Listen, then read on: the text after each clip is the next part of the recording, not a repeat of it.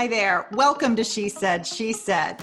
For those of you who are new or joining us for the first time, I'm Laura Cox Kaplan, and I'm so happy to have you here. Today, I'm welcoming a very special guest. Her name is Gay Gaddis. Gay is a trailblazer in the world of advertising and marketing.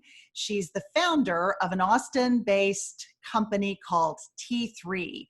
She founded T3 with $16,000 in her pocket that she had gained from cashing in an IRA, and she grew that company to be a firm of national significance and one of the few owned by a woman.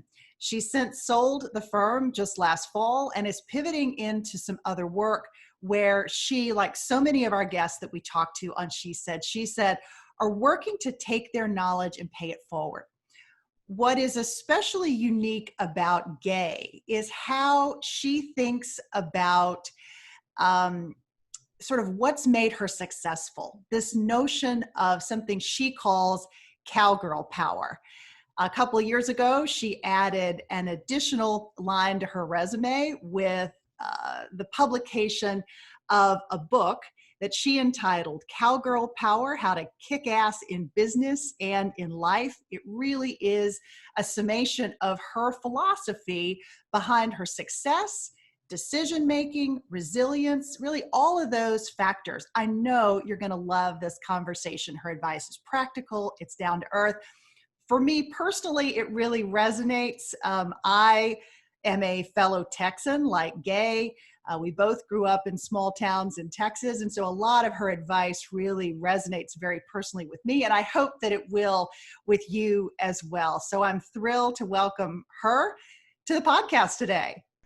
Thank you, Laura. It's great to be here. Well, I'm so happy to have you, and I'm so excited to talk about this concept of Cowgirl Power. Why don't we start with that? What does it mean when you refer to this concept of Cowgirl Power? What is that? It has two meanings, really. The first part of it is that I'm a believer that power doesn't come in a top-down kind of way. It's not the almost unfortunate way that a lot of people think of power as authoritarian and I'm in charge kind of thing. It's a power that you learn from within and it grows from within. And I'm asking people as they explore and read the book to really think about all the times in their entire lives that they felt powerful. And then you learn from those experiences and it builds your confidence. And that confidence is what allows you to have that power to get through all kinds of things. So that's the real meaning of Cowgirl Power. It's that tapping into the inner strength that you have, and we all have it. Yeah. The other part is that along the way, I grew up as a cowgirl in Southeast Texas, and I always admired cowgirls. And so I did a lot of research at the Cowgirl Museum in Fort Worth, Texas, and really became reacquainted with some of the most amazing women that any of us could have ever known or met. And they were the historic cowgirls that lived in the late 1800s and competed in very dangerous competitions many times against men. And so I highlight them throughout the book because it's a bit like the movie or the story of Hidden Figures. We didn't really know about those women, but yet they had a powerful influence on something very important. And a lot of the women that I write about in the book, and again, they're short vignettes before each chapter, are inspirational women that I want us to know about. And I don't want them to be left out of the history books, and many of them were. So they're in there to give us courage and inspiration and ideas. Yeah, I thought it was so interesting the way that you were able to weave their stories into your own. At what point did it resonate with you that this was the way to pay? I mean, you knew you were going to write a book. You knew you wanted to pay your advice and knowledge forward to help other people. But at what point did you realize, wow, I should really tie this together with these cowgirls and with this notion of cowgirl power? This is an interesting question because my greatest critic in this entire world, and also my greatest friend, is my husband. And so as we As they often started to, are, right? oh yeah, and he can call it like he sees it with me, and that's the way it is. But he kept saying, Gay, how are you going to shoehorn these cowgirls into this story of you starting an ad agency in your life and all this stuff? And I said, I'm determined to put them in there because I want this to be about the grit, determination, and again, that wild spirit that these women must have had to have done things that no other women were doing. And I want them to be examples. And I was a cowgirl growing up. I mean, I started riding horses when I was 5 years old. And, you know, by the time I was 6, I was working cattle in rice fields with my godfather. So I love horses. I love what they teach us. I think the relationship between sometimes a girl or a woman and her horse is very, very interesting. And so there's something about that thread that has gone through my life. I've had horses all my life. And my daughter is even a great equestrian. As we speak today, she just won a third place ribbon in a 100 jumper show in Chicago. So Yeah. It's something that I think is really a good metaphor for life as well. Yeah. And so I just was determined to put them in there, and we did it. Yeah. And my publisher liked it. So I said, okay, let's go for it. It's very clever and it's very practical, down to earth advice. And it really, I think, underscores this notion of how you build resilience.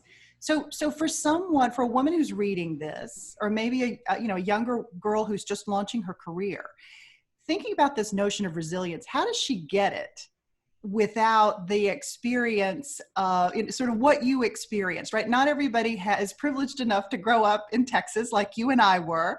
So what do you recommend for maybe parents who are raising girls to develop that resilience, or women that are launching their careers? Like, where does that come from, Gay? Comes from making mistakes and getting out there and getting your knees dusty and beat up sometimes. And so, for parents, I would just say, give your children a chance to experiment with things, to learn things, to not be dangerous, but I always let our children do things that were a little risky, and they have to take risk and they have to learn from the risk. If it doesn't work and they do have a setback or whatever, you talk about it and you learn from that, because those mistakes is what teaches us how to do the right thing the next time. But you let your moral compass inside you and your gut guide you. And even a young person starts to have those gut right and wrong feelings. It's that compass inside you, and you've got to start listening to that really early in life and throughout your life as you have more experiences and you do understand how the yin and yang of things work, that your gut's going to get much more accurate and stronger.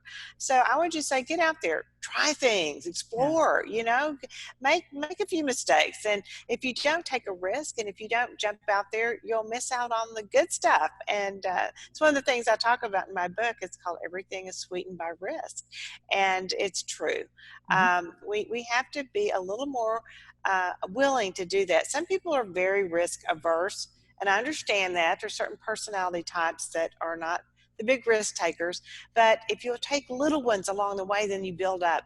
And again, all these things start to build confidence, and we need the confidence to get through tough times. And if you don't have those things under your belt, then it's really hard to face up to the big challenges. Yeah. And it's, it can be really hard for parents to let their children really make those mistakes early on, right? This idea of helicoptering and protecting kids from all kinds of mistakes. And, that's where you learn. So, it sounds like to me, it's really underscoring this notion of how you were raised. And part of that was growing up in a smallish town, right? Liberty, Texas is not a very large place, or at least it wasn't at the time.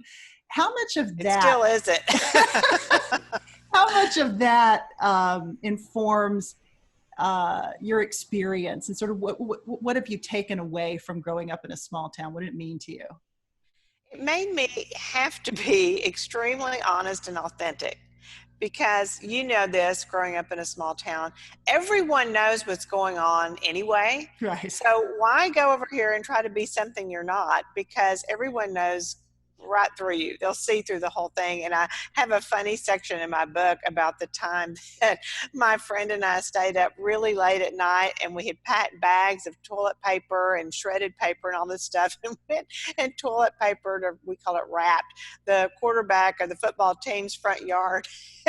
Came back, and we thought we were so sneaky and stealth that we had done this at 3 a.m.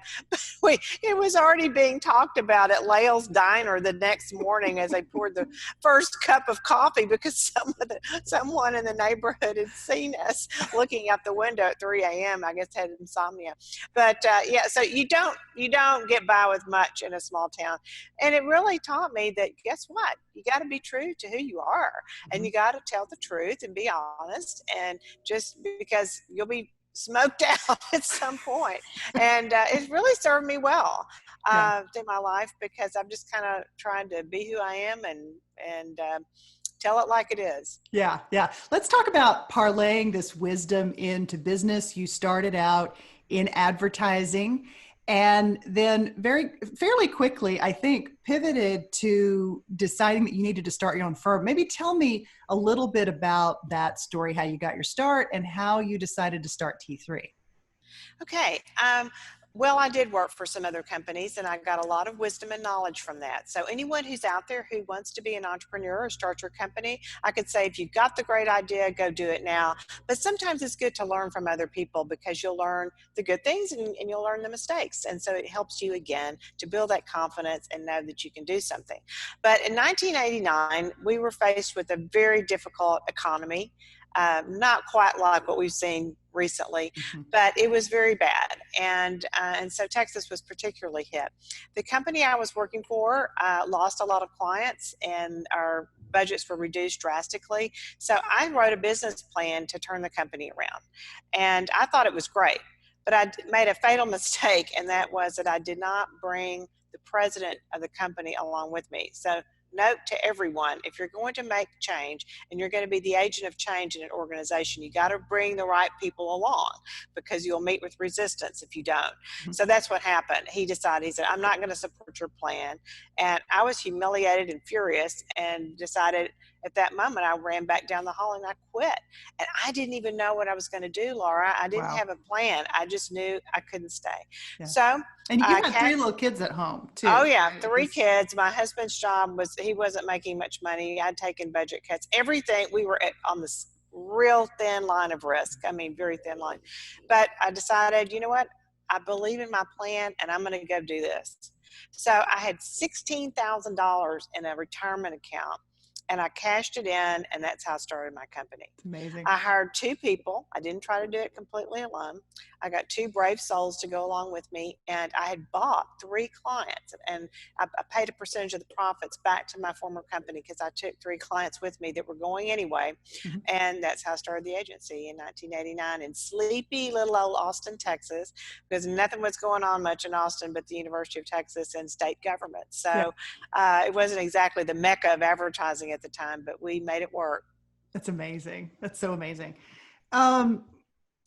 You talk a little bit about in the book that big break that you got with Dell Computers, and you tie it to, which I really love, a coyote analogy about how you got in, really became you became the entity that Dell needed. That, they may not have realized it right at first that they needed you, but ultimately you became indispensable to them. Explain that a little bit. Share that analogy with our listeners. Okay. Well, like I said, I grew up in the country, and sometimes nature can be a little brutal, but it is what it is. And if you ever see a coyote kill its prey, what it will do, and even a larger game does this too, they'll usually start eating from the weak underbelly. It's the easiest place to enter, and then before you know it, they're in, and they eat and they eat, and then all of a sudden they're beating the whole body. And so this kind of was a business philosophy for me. Being small and not being this big mega agency, we couldn't go in and have a frontal attack, on a major corporation and say, hey, hire us. So what we would do, and the Dell story is just like this, what we would do is we would somehow make a connection, get in, and say, let us solve one of your problems. Let us solve this small problem. So a client was always much more willing to give us a project, something to start with, because it wasn't like turning over the whole strategy and marketing budget to us. So we would go in and, like the coyote, eat a little bit from the underbelly. And before you would know it, we would end up with more and more and more, and then became a key player. This happened to us over and over again, and Dell was a perfect example of that. They were about the only thing going in Austin that was really home based in Austin at the time. My company was just starting to take off. And so that relationship changed us forever. We learned, because I'll never forget the day that I was sitting in a meeting, and it was around the very early part of 1994. And Michael Dell walked into a meeting that I was in, and he said, we're going to start selling on the internet because it perfectly fits our direct model. And he was right. It did. We learned how to do it with Dell. Lockstep together. The teams came into projects, and we learned how to tap this thing called the internet.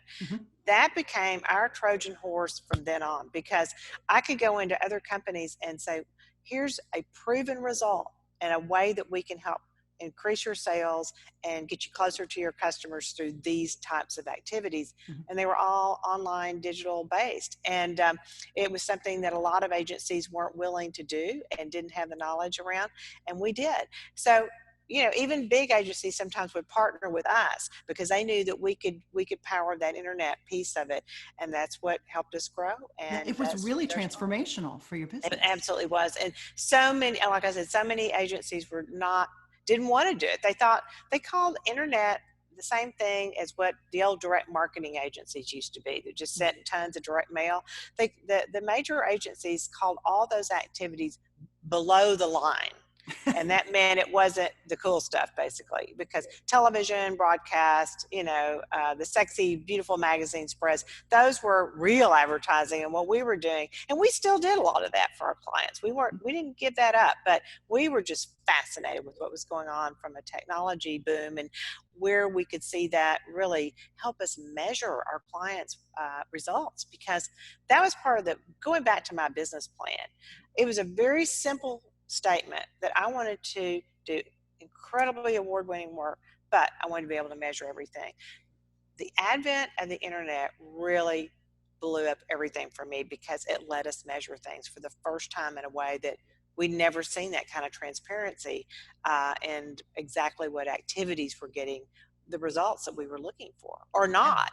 I talk about making mistakes. Well, you could learn quickly if something wasn't working, and you'd make the mid-course corrections and move on. Where in a lot of traditional advertising, you could run a campaign for months and not really know exactly where you were going with it and spend millions of dollars. But we knew within a day or two, if something we were doing was effective. Yeah, it's amazing. It's really amazing. Another pretty unique aspect, and I think you were way ahead of your time in this regard, but thinking about diversity, and not necessarily, although it includes this as well, not necessarily just diversity of race and religion, but diversity of skill set and perspective and thought and opinion. You were a person who embraced that notion very early. Why was that important, to sort of state the obvious? Yeah. Well, now everyone, that's all we talk about. But right. For me, it was a way to build kick-ass teams.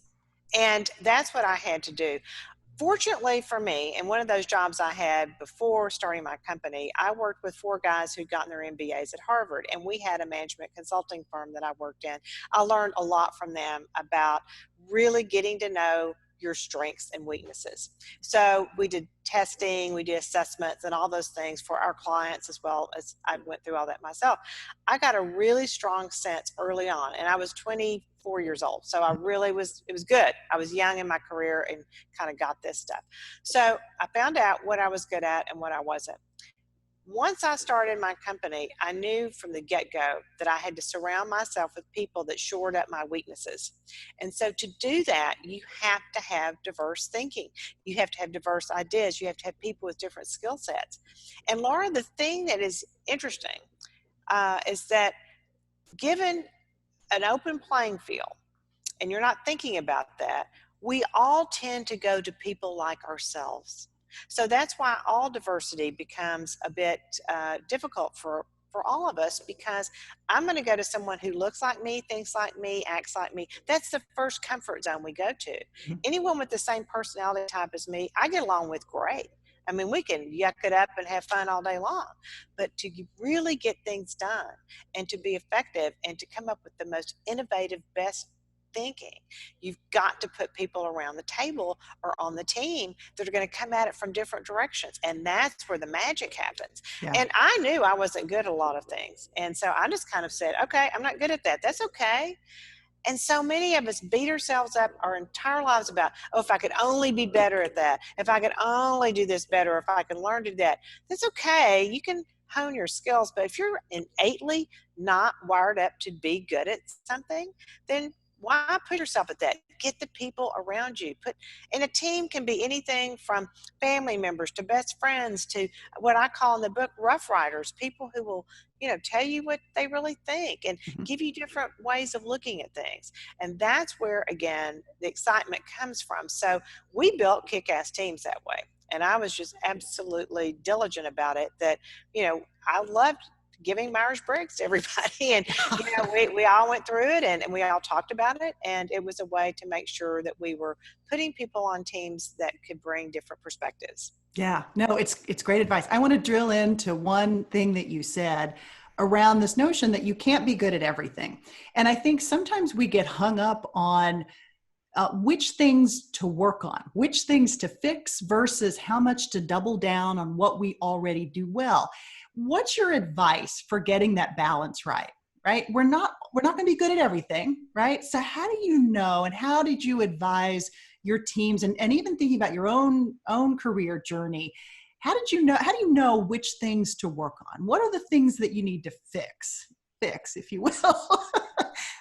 Well, we have areas that, and again, I would recommend to everyone, if you have not taken some type of a personality assessment, it's really good to do that. And, I always assume that people have done this, but I find people in their 30s and 40s and 50s even who've really not grasped this. And so I say start there and really understand what it is. And what you want to do in life is to find out what your real strengths are. What are you really good at? From what's your natural tendencies?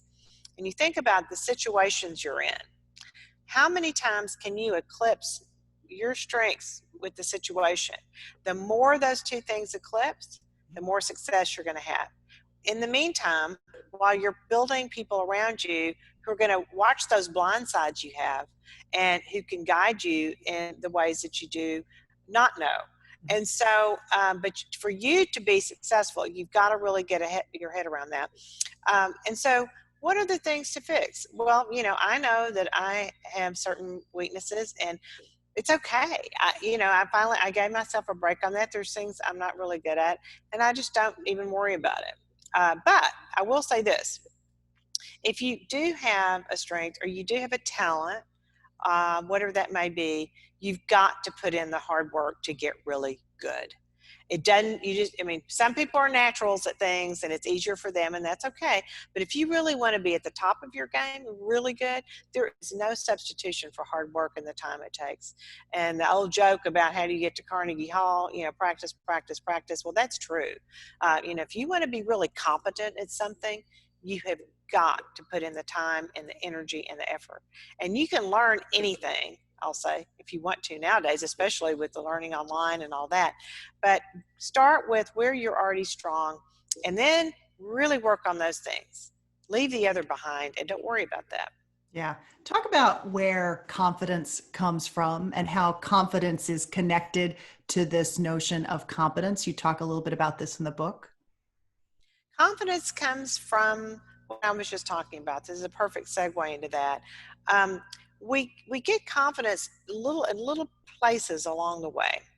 And if you're a younger person or if you watch your children, the times that they do something on their own or they feel really good about something, or even if someone helped them but they had a little victory, their soccer team won their match, they got a good grade in school, or they were selected to be in the school play, all these things start to build, because once you do that and you get through those moments and you have some degree of success, that's where these little buds of confidence start, and they grow and grow. And in the book, and as I started writing it, I had to go back and start thinking a little bit about what were the times in my life where I started feeling confident. Mm-hmm. You take those moments of confidence and then you put the learning on top of it and the hard work that I was talking about. When I was confident because I did that, that must have meant that I was good at that, or that was something that was part of my personality. Like for me, being the lead in the school play in the first grade, I liked that, and it was a little scary, but I did it and I did fine. And I realized probably in that moment that I liked being out in front of people. Uh-huh. And being on a stage was not going to be the scariest thing for me. And so here I am today, making speeches to all these hundreds of people, and probably all goes back to the first grade play. So you go back and you think, when did I feel good? When did I feel confident? And you build on that and build on it. And then you finally say, gosh, I'm competent at that. Yeah. I've earned competency because I know I'm good at it. Yeah. In the book, you've got a number of really elements of a toolkit. And one of the things that really jumped out at me is this notion of a timeline for your life, and something you refer to as a treasure map. I've never heard it described quite this way.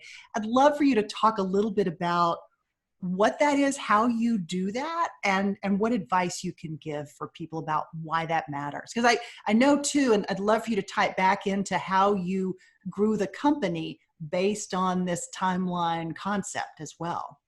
Yes.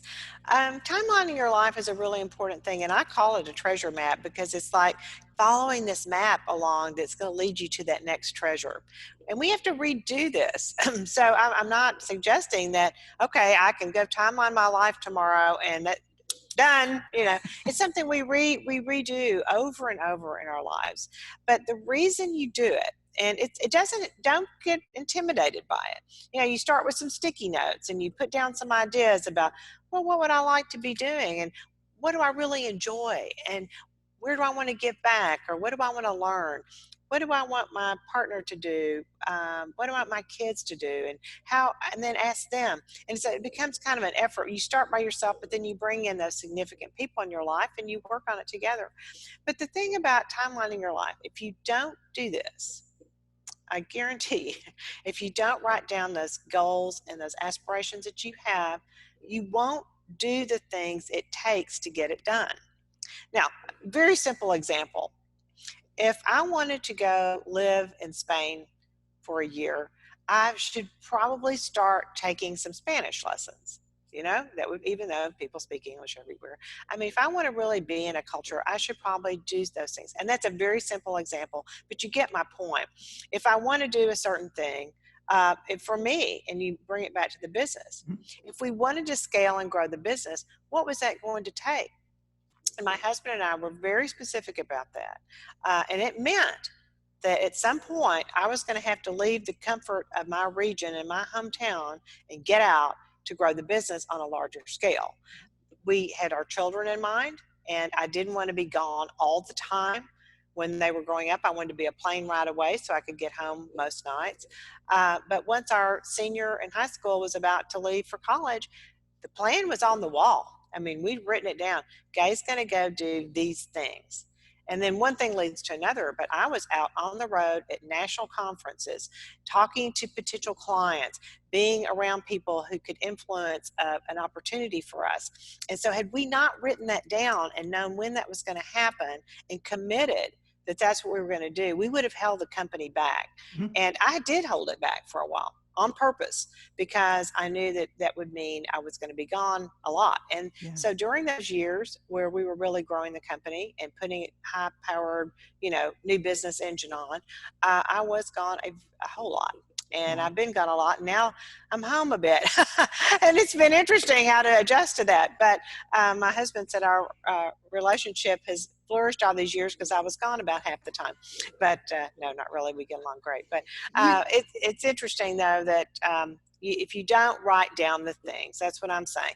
And it doesn't have to be these big, audacious goals that I want to grow the company to millions and I want to have all these people and all that. But again, it's in all aspects of your life. So the treasure map is it's the different buckets of your life. It's personal, it's your own personal development, it's your family, it's your relationships, it's your business or your career, or maybe a nonprofit that you really want to devote time to. But if you, again, write it down and put it in a timeline, when do you think that's going to happen?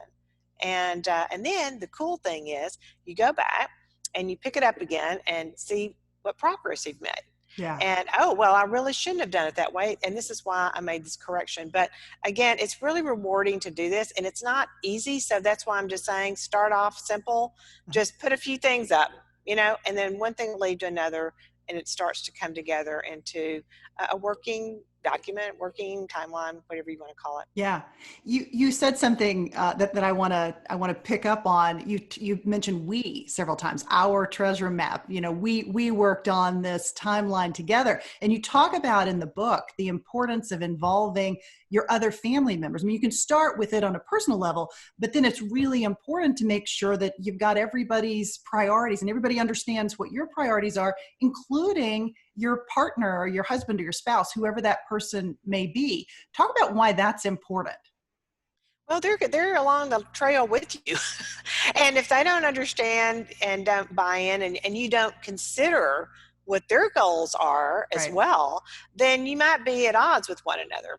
And you've got to work through those things. And sometimes that leads to what I call fierce conversations, because what if I had really wanted to grow the business and wanted to do that, and my husband and my kids said, no, we don't want you to do that. We'd rather you be here, or whatever the discussion might be. And then this also translates into your team. So the teams have to have these kind of timelines, or management team too. And I always tried to bring along my management team and made sure that they were buying into where I thought we could go. And I wanted their input too. What else can we do? What are going to be the barriers? And, what opportunities are we missing here? And so it kind of goes into every place that you have relationships. But the big picture, the big treasure map is with those people who are most close to you. But again, for me, my management team was about as close as family. And I wanted to bring them with me in this journey, and wanted their input and their guidance as well. So it's how it works, for those spheres of influence that we have around us, and bringing that closer together. Yeah. You, as of last fall, actually sold the business, as I understand it, and you are transitioning and pivoting into other things. For those folks that are joining us on YouTube, and if you're listening to us, I hope you'll pivot over to the YouTube channel and check this out. But Gay is sitting in front of some amazing landscapes that are her own creations. So art has been also a part of your life since, you were a young girl. You got a scholarship to the University of Texas, an art scholarship. Talk a little bit about this life pivot that you've made. I want to start with the selling of the business. And was that something that was part of your plan? Was it hard to let go of that? Talk us through a little bit of that particular transition. I never built T3 to sell. And that changed the decisions we made all along the way. There are a lot of companies that are really started almost from the get-go to sell.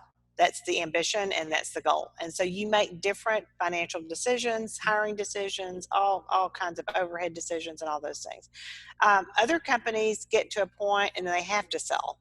And I know a lot of people who've kind of found themselves at the end of their rope, and there's nowhere to turn, and how are they going to get out of the business? And so they get forced into a sale that's not really a good deal for them, and it's painful.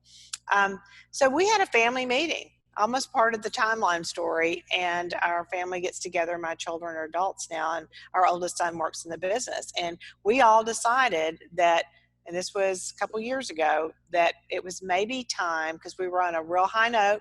Things were going well. I was on the road a lot already. I was out doing my book tour, and I wasn't in the office every day. So I'd already started kind of easing out of the day-to-day operations. And so we said, well, let's just go to a professional broker and see what what's out there. Why not? And if Mhm. we don't want to do it and we don't like what we see, we'll walk away. We don't have to sell. We're not desperate. We don't have to do this. And so we did. And one thing led to another, and we had a lot of interest in the company, a lot, overwhelming, because we were really, a great company, Yeah. still is. And so we ended up making a deal and sold the business. It closed last end of October. And yeah, in a lot of ways, it was like, that was my baby for almost Right. 31 years. And, I've grown it from nothing to what it became. And so there was a lot of my identity, a lot of who I cared about, the things, my clients, all those things it was a difficult thing. But I decided the best thing to do for me was to make a hard cut and not stay in, kind of a half in, half out. And so we did. And now I look back, and timing is everything. And it turned out to be an excellent time to close that deal because, as you know, all those things right now are really very, very difficult to pull off during these tough times. So Sure. it turned out to be good. And it was honestly kind of a nice way for me to exit because I had done what I wanted to do at T3. Right. I really, my passion for it was there, and I still love everything about it, but I had done what I wanted to do. So Yeah. sometimes we have to close chapters and move on. Yeah. So now I'm very interested in my art career. It took off with a one-woman show in New York in 2016. We've had subsequent shows. I just sold a painting to a very prestigious facility in New York, which I cannot name, but there's a lot of interest for my work. I love doing it. During this pandemic, I have spent a lot more time painting and exploring, and it's been a good outlet for me. I love it. But it's a business, I paint Yeah. well. And I'm also really focused on, I love through my book and book tour, knowing what is helping people Mhm. and advice that I can give. And so we are working on some webinars. We had our first one July 15th. I have another one July 29th, another one August 15th, and there'll be more things after that. But I want to continue teaching and doing a lot of work around leadership Uh-huh. training and people who aspire to be leaders. It's a tough calling, but it's a noble calling. Yeah. And it's something that I am really passionate about and want to share my knowledge and keep learning with people who want to come on that journey with me. Yeah. Gay, talk for a second about the topics that you're tackling in those webinars, because I thought the titles of those, which I had made a note here, I know you know them off the top of your head, but there were some interesting topics: leading in troubled times, power of connection and networking, creating a kick-ass team. Talk a little bit about what you're sort of hoping to impart on the people that participate, and what level people you're attracting. Well, it's very interesting because it's kind of attracting people in different timelines in their life. It's not just one age group or one thing. Just like the book, it's starting to eclipse many generations. But what I was looking for in all of this is to, again, be able to impart some of the wisdom that I have of literally going through a lot of these things before. So in leading in tough times, I haven't been through something exactly like this, but I have been through some very tough times. And so I was able to talk about how to get through that stuff and how to have the courage and resiliency to make it and the grit it takes. So we did that one. I think it went really well. The next one is something that I love. It's about connections, and I call it connections, not networking. A lot of people have programs on networking and how you do. To me, it's not doing it that way. It's making connections that can be effective in helping people. That's where it really starts. And if you're connecting always with the idea of what can I do to help somebody else, you would be amazed how that starts to come back to you. And it's knowing people. I'm a master connector. I love it. I just love saying, oh, this person can do this with this, or maybe this is an opportunity here, or I can figure out for that client or that consumer how to make things better by pushing these two people together. So we're going to talk a lot about that in this next one, and how to do it and why it's important and what it is. And the last one is, we've talked a little bit about this earlier, but it's how to build those kick-ass teams and why that is the nexus and the core of survival, of new business, of how it all works together to really enrich your life, enrich the companies you're in, by knowing how to put together the right people at the right time and getting teams that enjoy working together, and really accomplish a lot. Because, if we all look back on our careers and lives, those are the things that I remember the most. Right. The times that we stood, in Times Square with our Dell team and had this huge launch of a campaign. I'll never forget that night, and that was all done because of a wonderful team. And I remember everyone on that team and how we worked together and who played what parts. And so it's always about how do you build that team. Could be a small team, could be, and I'm also saying in the book that I'm not looking to say you have to be a CEO, or you have to, start a company, or you have to be, really focused on business. There are other things we do in our lives that are very important. And for moms who stay at home and really are great moms, I think that's a wonderful calling. For a lot of people who are the backbone of our communities by volunteering and taking care of people or doing things that are not necessarily in the limelight, but they're important, very important figures to us all. Um, those are the kinds of things too that you want to say, how do we build teams in those situations that really allow us to do our best work? Yeah, it's beautiful. It's really beautiful. I want to go back to talk a little bit about your art.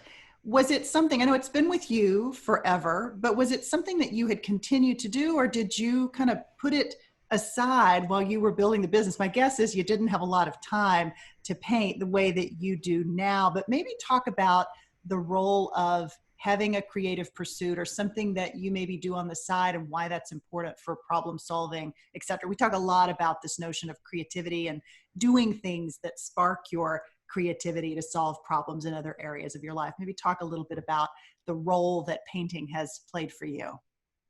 Yeah, like you said, I started doing art projects when I was a little kid. My mom gave me a paintbrush and some paper with tempera paint when I was a little kid, probably about 3. And I loved, dabbling with all that. And so one thing led to another, and I got pretty good at it and won awards in high school and all that, which did allow me to go to the University of Texas on a scholarship and major in art. I have a Bachelor of Fine Arts in studio art, which is very, very disciplined in art. I mean, it's the true art degree. And so I was trained as an artist. I mean, I went through all of it, the drawings and the rudimentary background and all of that, even drawing musculature and skeletons and all that stuff before you went to life drawing and learning to paint and learning how colors work and all those things. And so all that, is part of my training. But immediately I got out of school and went to work in the advertising industry because I needed to make a living. And, Right. very few artists do that. Some do, and it's a tough career. But I did that, went into advertising, one thing led to another. But I dabbled a little along the way. You're right, I did not have time. It was something I wouldn't even have dreamed of. I was shooting a lot of black and white photography through my career, but I never did really do the paintings and the real artwork. Only little projects with my kids. Yeah. If they had to do a project at school, I always had fun going, oh yeah, we'll get these posters and do this and that. And so I enjoyed that, but never really serious. And so into 2014, I was at our ranch and I decided that, wow, I have been the house, so to speak, for so many creative people all these years to practice their craft. In an advertising business, it's not fine art, but they're creatives, and Sure. many of them were artists. And so I felt like, wow, I've been, nurtured all these people to have a career in art. Why don't I go back and just see what I can do? And so I bought some canvas and some brushes and paint, and I came out to the ranch and bought an easel and just set it up outside and just started messing around, and I was just painting and painting and kind of like this, kind of like that, tried this, experiment that. And one day, all of a sudden, I just got in this groove and something happened. And I called my son who was out here and my husband. I said, come look at this. And they looked and they said, wow, that's really cool. I really like that. They said, what are you doing? What is it? I said, well, see the sky. I was just painting the sky and I just got lost in it. And all of a sudden I just started doing this. Well, anyway, long story. One thing led to another. And I ended up at this show in New York. And it was very successful. We sold 22 paintings in a Chelsea Gallery, which blew me away. But I worked Amazing. really hard to get there. I spent a lot of time to get back in my groove. It didn't come to me overnight. Uh-huh. And it's what I'm saying about the hard work. I still work really hard at it. And I'm a plein air painter. I paint outside a lot. And that means that you're in the heat and the cold and whatever it is. And sometimes that wreaks havoc with your paint, but it's what I do because I want to see. I paint from life and I want to see. And a lot of times I'll come in after painting all day and just kind of plop down in a chair, and I say to my husband, the artist works hard, and I do. But it's something that I get a lot of happiness from when I find out that someone says, oh, I love that painting, I want that in my home, and then they send me photographs, or I want that in my office, and I see it, with the lighting on it, and it just thrills me that someone can find joy out of something that I've done.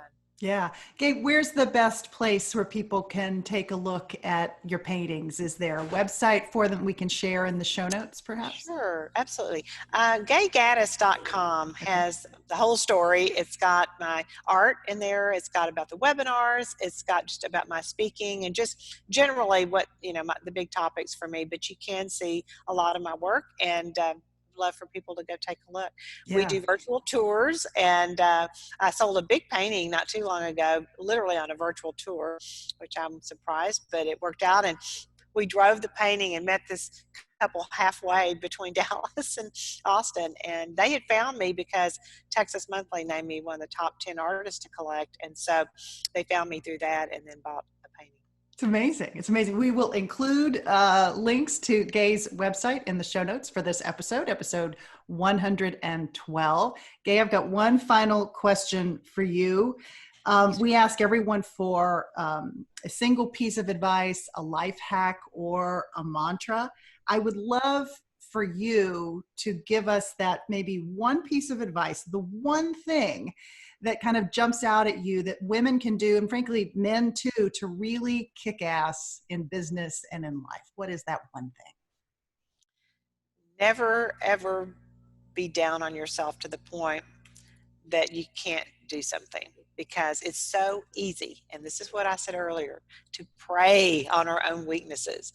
And when we don't have some of the connectivity and some of the things right now through this pandemic, it's really easy to let self-doubt kind of tear you up. So find those power moments. Go back to those. Go back and say, wow, I do have that power. I do have that confidence.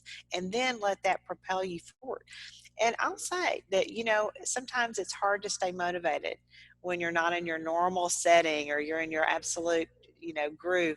But again, this is a time to get to know yourself and know your strengths, and do not let the naysayers and all the doubts and all the negative things take over, because being positive and having hope and energy is what everyone's looking for.